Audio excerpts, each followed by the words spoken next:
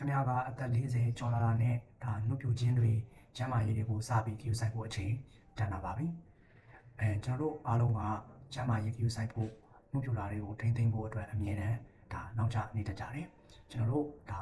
စပြီးတော့ queue ဆိုင်ကြမယ်လို့စဉ်းစားတဲ့အချိန်ကဒါကျွန်တော်တို့ရဲ့မျက်နှာပေါ်မှာဒီအရေးအကြောင်းတွေကျွန်တော်တို့ဒီအမဲဆက်တွေနေလောင်ွက်တွေဟာဒါရှိနေပြီးသားဖြစ်နေတတ်ပါတယ်ကျန်းမာရေးဆိုလေထုံးဒီလက်ကောင်းမယ်ကျွန်တော်တို့ကရူနာခါနာမှကျန်းမာရေးစပြီးတော့ queue ဆိုင်ကမယ်လေ့ကျင့်ခန်းလုပ်ရမယ်ဆိုပြီးတော့စပြီးတော့တွေ့တတ်ကြပါတယ်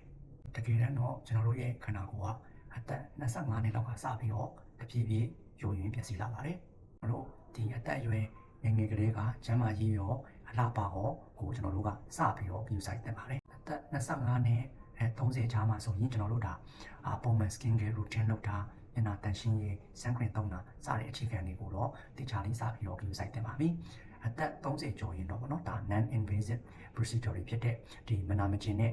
ဒီအလားပါဆိုင်ရာကုသမှုတွေကိုတော့စပြီးတော့လုပ်ဆောင်တင်ပြီကျွန်တော်တို့ဒီအသက်50ကျော်ရင်တော့ဗောနော်ဒီထက်ပိုပြီးတော့မြင့်တဲ့ကုသမှုတွေလိုအပ်ကောင်းလိုအပ်လာနိုင်ပါတယ်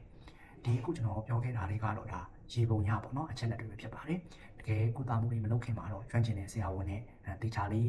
တိုင်ပင်ပြီးမှာပေါ့နော်ဒီတယောက်ချင်းစီအတွက်လိုအပ်မှုတွေကိုဒါမတူနိုင်တဲ့အတွက်ပေါ့နော်ဆရာဝန်ရဲ့ညွှန်ကြားမှုကိုတော့ဒါယူစီချင်ပါတယ်အချိန်မနှောင်းခင်ပေါ့နော်အခုတည်းကကျန်းမာရေးကိုလည်း queue ဆိုင်မယ်ဒါနှုတ်ပြမှုတွေကိုလည်းထိမ့်သိမ်းဖို့အတွက်စပြီးတော့ queue ဆိုင်တင်ပါတယ်